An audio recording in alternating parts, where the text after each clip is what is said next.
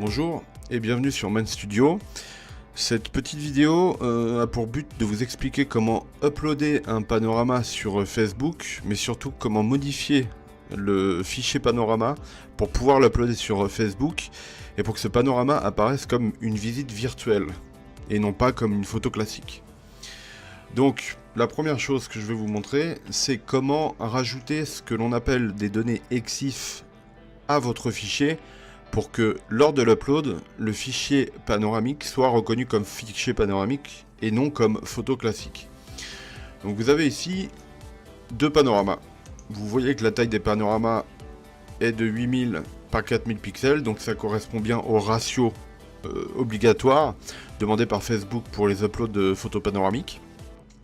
Mais par contre, si vous les uploadez tels quels, vous constaterez que ça s'est uploadé en tant que photo et pas en tant que visite virtuelle.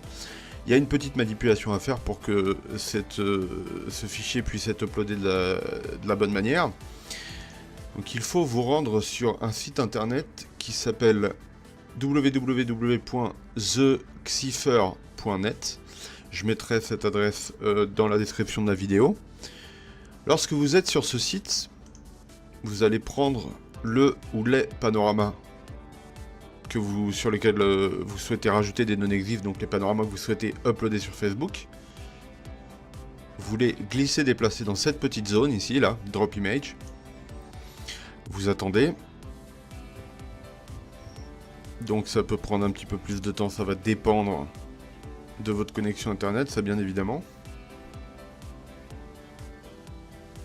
Voilà, donc l'upload est terminé, et une fois que l'upload est terminé, vous pouvez constater qu'il y a un petit bouton exif.me qui s'est positionné juste en dessous.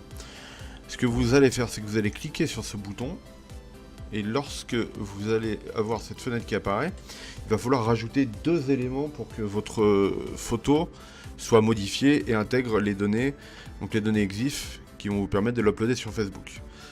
La première donnée à ajouter est dans la zone Make, où là vous allez renseigner le modèle, la marque en fait, la marque de l'appareil photo, et ensuite la deuxième zone, modèle, où vous allez renseigner le modèle de l'appareil photo.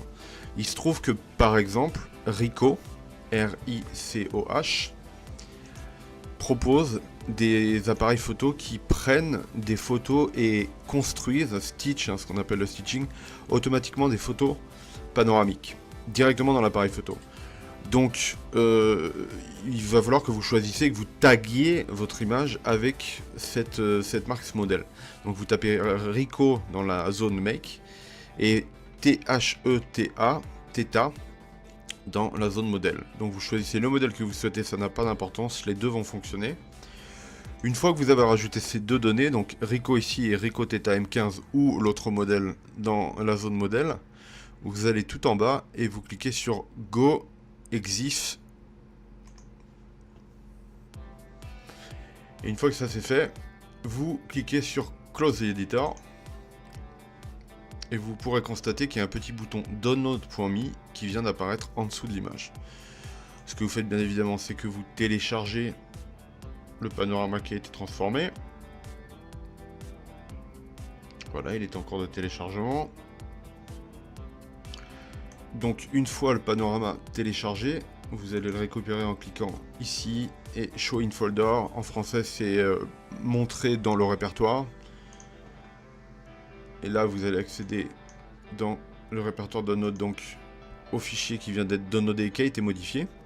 Vous le coupez et ensuite vous l'ajoutez où vous voulez bien évidemment, dans, excusez-moi, par exemple dans le répertoire vous avez vos deux panoramas originaux. Vous pouvez créer un nouveau répertoire qui va s'appeler panneau pour Facebook par exemple, c'est à vous de voir.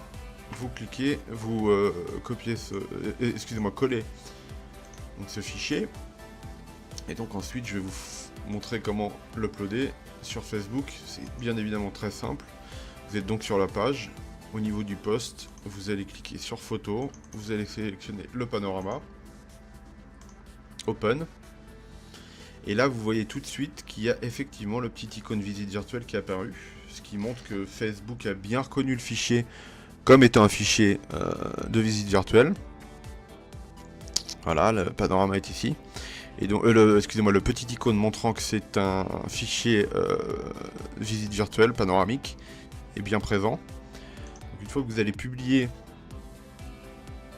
cette photo, elle va apparaître comme une visite virtuelle. Voilà. Donc sur téléphone mobile, vous avez exactement la même option, bien évidemment. Vous avez la possibilité de naviguer dans le panorama de la même manière. Voilà, j'espère que cette vidéo vous aura été utile. J'ai fait cette vidéo car c'est une vidéo que je n'ai pas trouvée sur YouTube quand j'avais le même type de problématique, il y a pas mal de temps. Donc j'espère qu'elle vous aura aidé, et n'hésitez pas à me dire en tout cas en commentaire si vous avez des questions, ou si vous souhaitez avoir des informations, ou que je fasse des vidéos sur d'autres types de tricks de ce type. Merci, bonne journée.